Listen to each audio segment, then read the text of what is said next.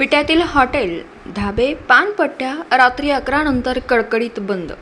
11 नंतर हे सर्व दिसल्यास कारवाईचे पोलीस निरीक्षक शरद मेमाणे साहेब यांच्या सूचना.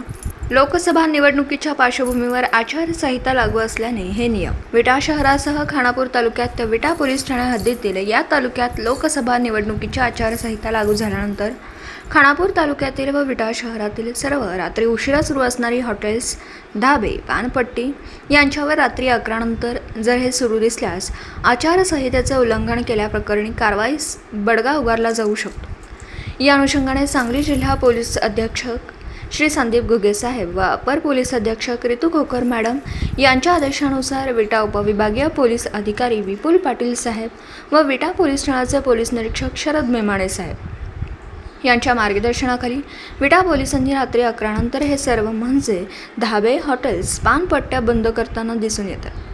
कायद्याच्या कचाट्यात सापडायला नको म्हणून सर्व व्यापारी आपले व्यवसाय रात्री 11 नंतर बंद करून जातात. त्यामुळे रात्री 11 नंतर वातावरण सामसूम दिसतं. सांगली जिल्हा पोलीस अधीक्षक श्री संदीप घुगे साहेब यांनी सांगली जिल्ह्यातील सर्व पोलीस ठाण्याच्या अधिकाऱ्यांना नुकताच झालेल्या क्राईम मीटिंगमध्ये सूचना देत आपापल्या हद्दीतील रात्री पेट्रोलिंग करण्याच्या सूचनाही दिल्यात. या पेट्रोलिंग दरम्यान रात्री 11 नंतर हॉटेल्स, पान टपरी सुरू दिसल्यास त्यांच्यावर कारवाई करण्याच्या सूचना दिल्यात. त्यामुळे विटा पोलीस ठाणे गोपनीय विभाग यांच्या वतीने विटा शहरातील अशा सर्व व्यापाऱ्यांना नोटीस जारी करण्यात आली.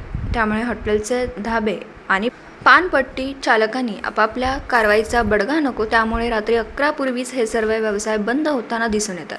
तसेच रात्री 11 नंतर विटा शहरात विटा पोलीस पेट्रोलिंग करत असताना व विनाकारण रात्री बाहेर बसणाऱ्या नागरिकांना सुद्धा थांबवू नका अशा सूचनाही पोलीस करत असताना दिसतात. स्पीकरवरून रात्री 11ला आपले सर्व व्यवसाय बंद करून घ्यावेत असं आवाहन केलं जातं. विटा प्रतिनिधी शिराज भैया शिकलगार, विटा. दिवसभरातील घडामोडींचा आढावा घेण्यासाठी पाहत रहा N24 मराठी न्यूज चॅनल.